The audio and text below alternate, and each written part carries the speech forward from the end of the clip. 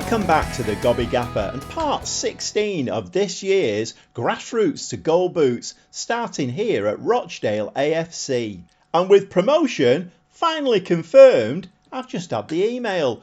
The board have set the initial budgets. Shall we have a look together?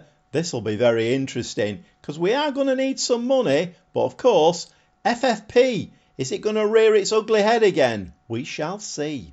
And there we have the email confirming that with the 4-1 win against AFC Wimbledon, Rochdale promoted to Sky Bet League 1. And our right winger, Bennett, is set for a combined goal and assist bonus. Well, let's hope he stays fit long enough to claim it. And here we have the email, board set initial budgets. Let's have a quick look and see what it says. So we're opening this together. I've not seen the contents of this email. Let's have a quick look. Now, I don't know what to think about this. The wage budget of 60,000, okay, it's more than we've got at the moment, but because of FFP, we can't spend anywhere near that. So I'm not sure how that's going to work. We need to have a look at what the rules are in Sky Bet League 1. Transfer budget, 116,000. Is that good? Decent? I'm not quite sure. In Sky Bet League 1, it doesn't sound an awful lot to me, 116,000. And a nice little email here. The Rochdale board have declared that gaining promotion from Sky Bet League 2 is a quite unbelievable achievement given the scepticism surrounding the club's chances of promotion when the season began. They stated that manager Gobby Gaffer has done a remarkable job at the Crown Oil Arena and hope he will continue to be a success for the club for years to come.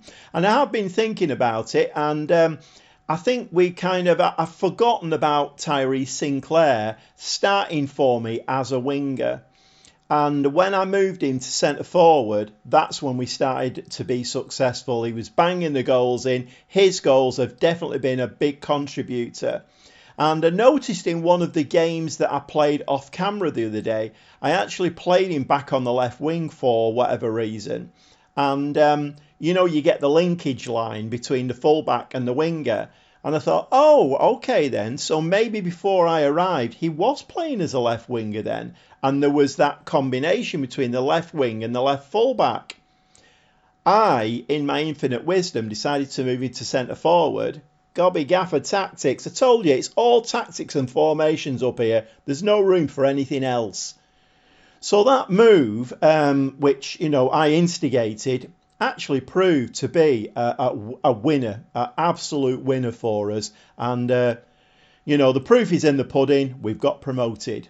So it remains to be seen whether that budget is going to be enough for Sky Bet League 1, whether we can even spend it. And until we get the rules and regulations, and it's not just the rules and regulations, it's how they apply to us in Sky Bet League 1. It's all to do with turnover and all of that kind of thing. So this is what I keep saying. We need to start filling the Crown Oil Arena. And it is coming up. I mean, our average home attendance now, I think it's about 6,500. So we're still not at full capacity, but it is increasing. Whether that will be enough to satisfy FFP and give me more wage budget to play with. Because when you think about it, and we have to analyse these things, and the work that I've done in bringing through these young players, Nevitt, Morehouse, Oscar Kelly, moving Tyrese Sinclair to centre forward, bringing Francois in the midfield, Belongo at centre back. All of these signings have all made and gelled the team together, but on a very reduced, because if you remember last season, we had about 50,000 to spend on wages, up to 50,000.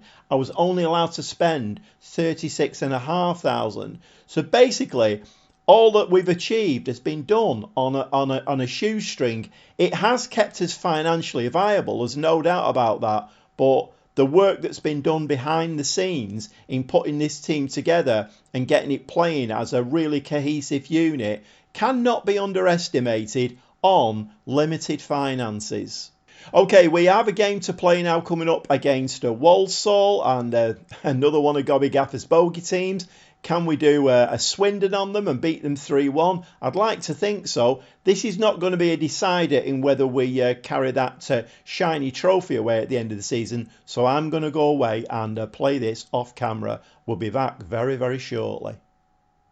Well, a nice 2-0 win against Walsall. Maybe the Gobby Gaffer hoodoo is beginning to lift.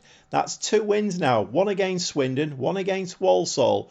We just need to beat Wrexham, and then that's a hat-trick of, well, maybe the Gobby Gaffer hoodoo is starting to lift. Anyway, we're going to get straight back to it now. So that win against Walsall doesn't actually guarantee us the championship. Depending what happens in the next game, that's why I've come back now. If MK Dons can only get a draw or get beat and we win, then we will win the championship in the next game. So, well, let's see how it goes. If we can get a win and then the result goes the right way with MK Dons, then we'll be lifting some shiny silverware. However, 1 or 2 nice little things are happening.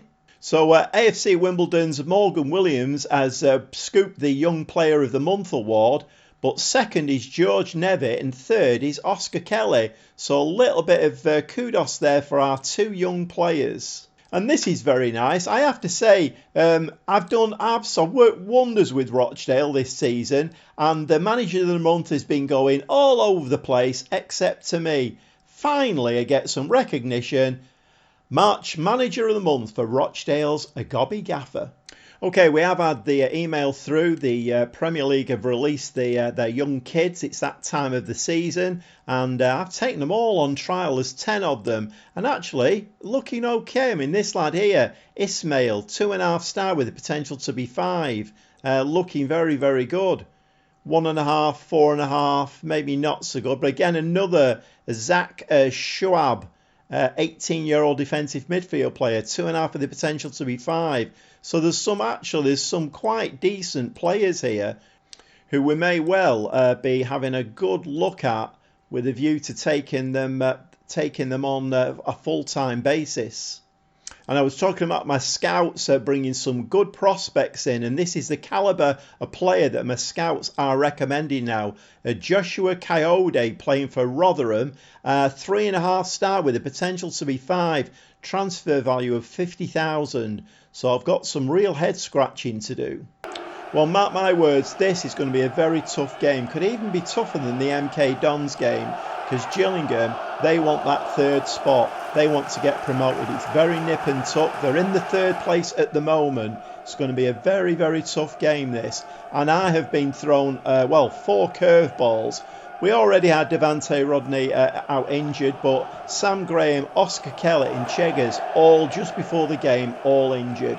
So the team is Thomas in goal, back 4 of Nevitt, Bolongo, Sheringham, John. Gilligan is playing the ball-winning midfield player. We've got Francois in the middle, just for a little bit of experience in there. Simmons is going to play left. Bennett is going to play right. Hilton is the attacking midfielder behind Sinclair. And we're underway here at the Crown Oil Arena, and it would be very nice to get off to a really good start, but everything looks a little bit flat at the moment. I think we are going to give the lads a little bit of early encouragement. Gillingham have started the better of the 2 teams, which is not ideal, and they've had a couple of shots now. But we do get a highlight. Sinclair there, Hilton, Simmons in the back of the net, and we're 1-0 up. And Gillingham were taking the game to us there in the first 10-15 minutes. We've actually broken away with this counter-attacking style. We've broken away and scored a goal. So that is very, very nice indeed. Hilton there, lovely take, a lovely spin, fires it into Simmons and he puts it in the back of the net. We're 1-0 ahead. So back with another highlight. There is a lot of talk at the moment of a takeover. Whether that will come off, I don't know. But I have asked the board for more staff. They've given them to me. I've got an extra 2 coaches. I've got a recruitment analyst. Very, very fancy. But we are going up in the world, so we need these extra staff. And I've filled all of those positions as we speak. So the ball there is humped forward. Shering picks that up at the back. And hopefully, yes, he's going to play a nice ball there. Gilligan picks the ball up deep. Ball over to Francois. And that ball gets headed towards our goal. But we are picking the ball up nicely at the back. So Gillingham at the moment being kept nicely away from our goal. Lovely little touch to Francois. Beautiful ball to Sinclair. That's in the back of the net. And that is as nice a goal as you would like to see on the counter-attack. Gillingham there doing some nice work, pressing forward. But again, we step forward, pinch the ball. Nevitt there. Nice little ball to Simmons. Lovely little touch. Francois, an absolutely sublime ball for Tyrese Sinclair to run onto, left-footed in the back of the net. We're winning 2-0. And as you can see there, we've picked up an injury to Sonny Hilton. So Francois has moved forward and Morehouse has come on as the Mazzala. So half an hour played, we're back with a corner. Francois there, and the keeper just picks that one out of the air. And all those young players that I took on trial, I think I've offered contracts to 3 or 4 of them, the most promising ones. I kind of, at this stage now, I need players who've got a reasonably good current star rating, but with 5-star potential. So I've offered contracts to 3 or 4 of them. Hopefully, it won't alter the FFP situation.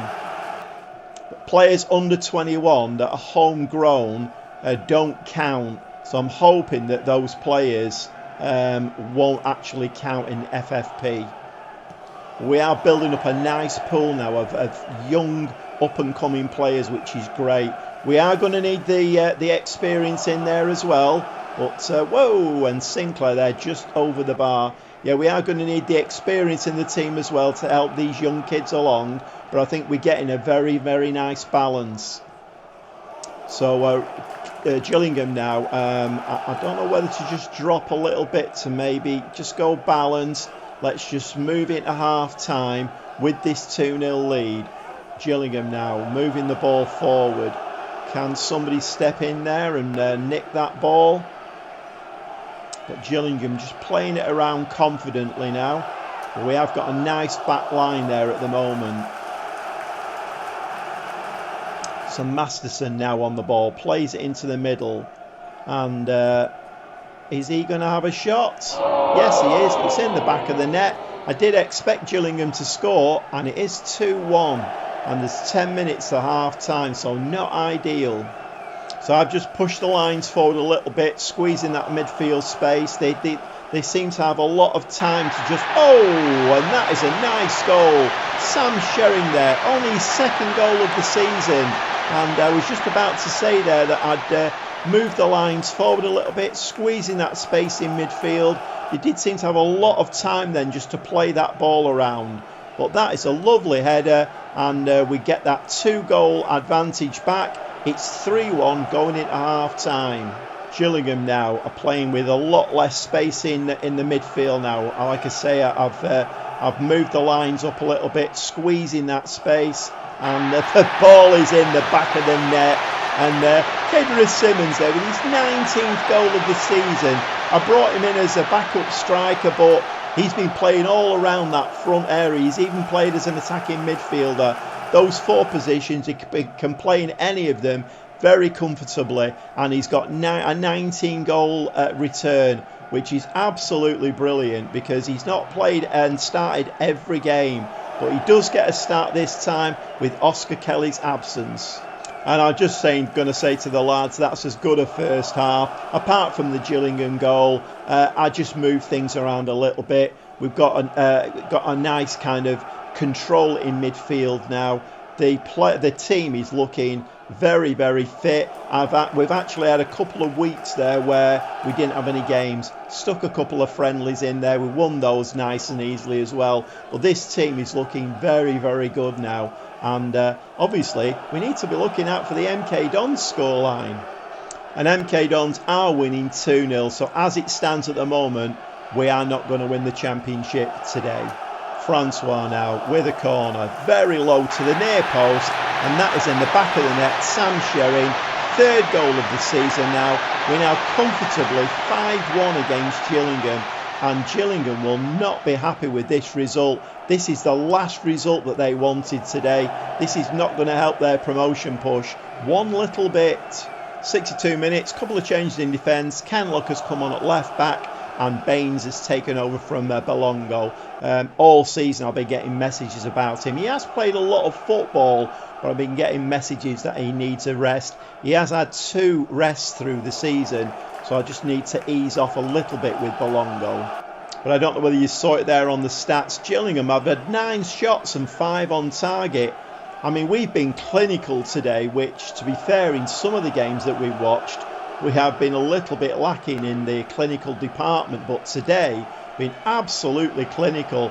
And I think, to be fair, looking at those stats, Gillingham are a little bit unlucky to be getting thrashed 5-1.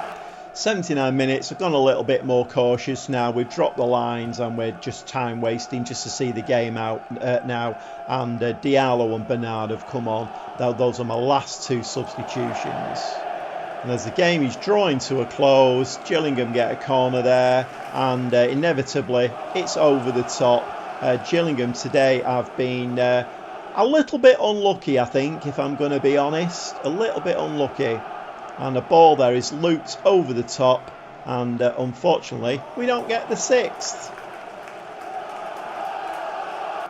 So Thomas, our keeper, now he's hoofing the ball forward, but to be fair, nice header there, picked up by Sinclair, headed back to Diallo. Francois plays a lovely ball there to Bennett, but he can't beat the fullback.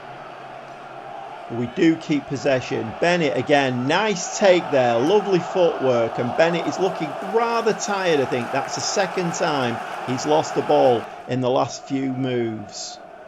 So the ball now coming at us down this left hand side. The seconds left in the game. Even if this results in a goal, it's not going to be detrimental. And the ball there seemed to clip the crossbar, and that's a 5-1 win. Let's have a quick look what MK Dons did.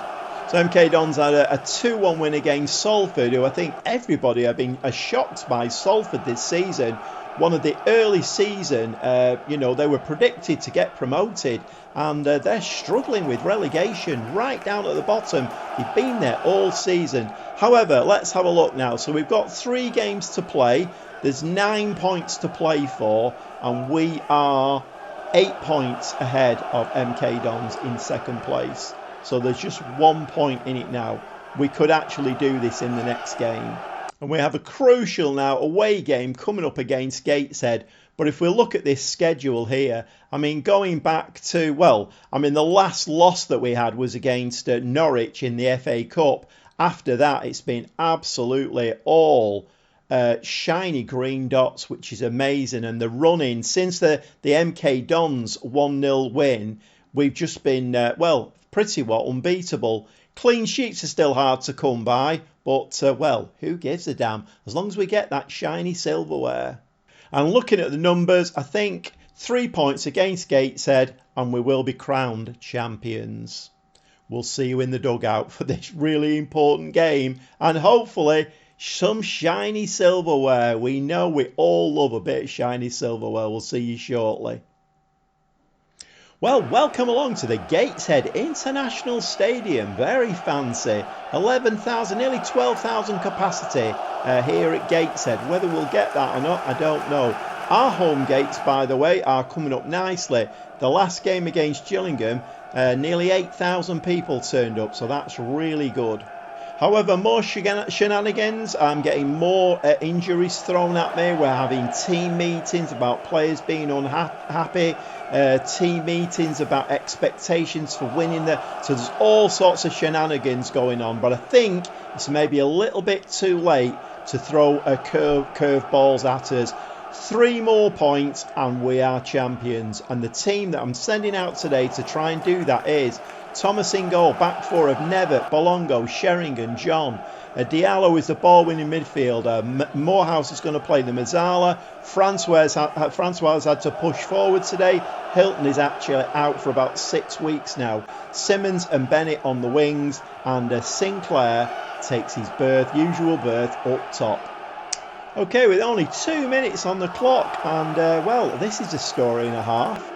Lewis Thomas, my goalkeeper, he's got injured, and unfortunately I didn't take too much notice of the bench. I mean, we do a lot of injured players, so My bench was like, already sorted out, and I've not got a goalkeeper on there. So my left-footed centre-back, Baines, is going on in goal. I mean, this is a story and a half, isn't it? So Gateshead now, I'm sure that the instructions from the touchline will be just chuck everything into the box and test this, centre-back in goal. So ball there is played through, but we do win that nicely. Sinclair there to Nevitt. We are now bursting forward in our counter-attacking style. Nevitt down that side. We do need a goal now. It's imperative we score in this game. And a header there, and the keeper picks that one out and falls on the line with the ball. Matthews now humps the ball forward. We do pick that up nicely. Morehouse there, a clip ball forward, and that's coming back at us now. So Gateshead are going to pile the pressure on to a centre-back playing in goal. Baines now, left-footed out to Sherring. Sherring now to Morehouse. The ball again clips forward. Nice little ball forward, but nobody's running for that ball. And I think that's taken us a little bit off guard now. These defenders, I think, are going to be looking a little bit nervously behind them. But Nevitt again picks that ball up nicely. Through to Francois. Sinclair, can he finish that? What an absolute stunner from Tyrese Sinclair. And he's kind of said there, come on lads, let's rally round our centre-back playing in goal today. Let's rally round him and let's do the job. We need the 3 points. Let's do it for Bainesy in goal. Sinclair there, absolute thunderbolt, and we're 1-0 up away at Gateshead. So we had 2 shots, 2 on target, so we've got 100% conversion rate there, absolutely brilliant. Gateshead, I'm sure, are going to come into the game at some point, but we're playing the ball nicely here. We're keeping it away from our goal area, which obviously we need to do. I mean, I'm not saying Baines won't put in a good performance. Maybe he's fired up by this. I don't know. But an awful crowd at Gateshead here now are witnessing us just keeping hold of possession. There's only 14 minutes on the clock, however. And a ball there is given away to Taylor Hart, and he's going to have a shot. And Baines makes a terrific save down on his right-hand side there. And, this lad in goal, centre-back, playing in the goal there, and he's made a terrific save. Taylor normally picks these out of the air. What's going to happen with this one? The ball is headed out. Centre-backs there doing a fine job. And we're just keeping ourselves tight at the back. We're not actually streaming out. And let's not be silly in this game. Francois with a nice block. And that is kicked out there, and, no highlight, fortunately. Throwing Sinclair on that side. Quite a poor throw there. Francois is going to pick that ball up, though. So Nevitt now down that side. This young kid, I think, is going to be a superstar. Oh, and Sinclair there for once misdirects his header. More pressure on our centre-back goalkeeper here. And Booty now is going to fire that ball in. And again, Baines gets his hands to the ball. What a story this is going to be for Bainesy, our makeshift goalkeeper. So, Grayson now is going to throw this ball into the box, testing this makeshift goalkeeper again. But we do get ahead on that, and we push the ball away. Shot there, and unfortunately Baines there is beaten to his left-hand side. And I can't complain about that one at all. But it is an equaliser for Gateshead. So Baines there is going to hoof the ball out, and that's going to come straight back at us. And I do fear here that we are going to go 2-1 down. And an absolute sitter there. So Baines doesn't have to make a save. Well, we come back to another free kick. Gateshead again, Booty on the ball, left footed, and that's in the back of the net, and we are losing 2-1 now. And that is a shame because Baines has played out of his skin. So we're losing this game 2-1. So Sherry now, back to Diallo. I mean, you couldn't write this, could you? You couldn't make this stuff up. All we need today is 3 points, and the keeper's got injured. We're now 2-1 down in a game, which has not happened to us for months. And I'm sure if Thomas had been in goal, and there we go, you see we're making mistakes at the back now, and fortunately it doesn't come back to bite us.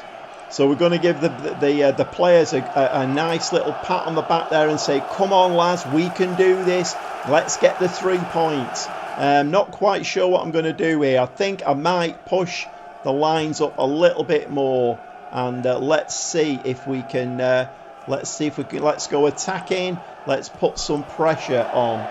Let's see if we can do this in the second half. So MK Dons are drawing at Grimsby, and I think as it stands, I'm not quite sure whether that would be enough for us. So back to a highlight. Shering, John at the back, who's been having a real moan and a groan about not being in the team.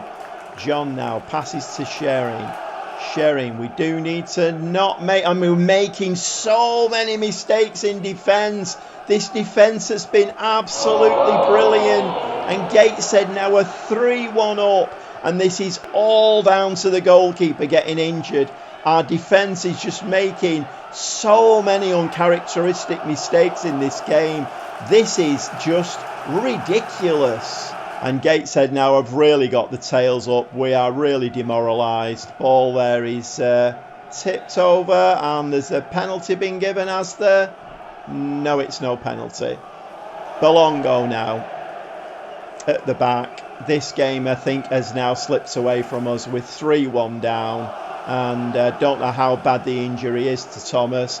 But again, we've given the ball away there. I literally have not seen this team play as badly as this for months. Absolutely, I don't know. I am a bit lost for words, and when the Gobby Gaffer is lost for words, then you know, well, 4-1 down now, and the injury to Taylor now is really beginning to count. 65 minutes on the clock. This game is going, well, pear-shaped, I think is the right word. I brought Kenlock, Gilligan, Gladwin and Rodney on. Just trying to save a few legs now, but this really is not the way I wanted this game to go at all. MK Dons are still drawing at Grimsby. If Grimsby can get a goal, and they have, Grimsby have scored in the 75th minute. We could still actually do this. Come on, Grimsby! Come on, Grimsby, you can do it. Grimsby are still winning 1-0. It's still 1-0 as we go into the final seconds. And it looks like we haven't done it. Okay, answers on a postcard.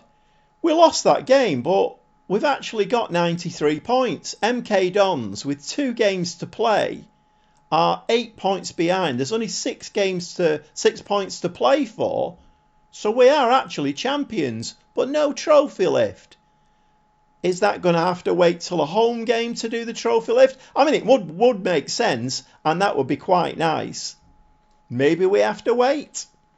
And of course, you have to click the button one more time. Rochdale wins Sky Bet League 2. So without a goalkeeper in that game, you couldn't write this stuff, could you really?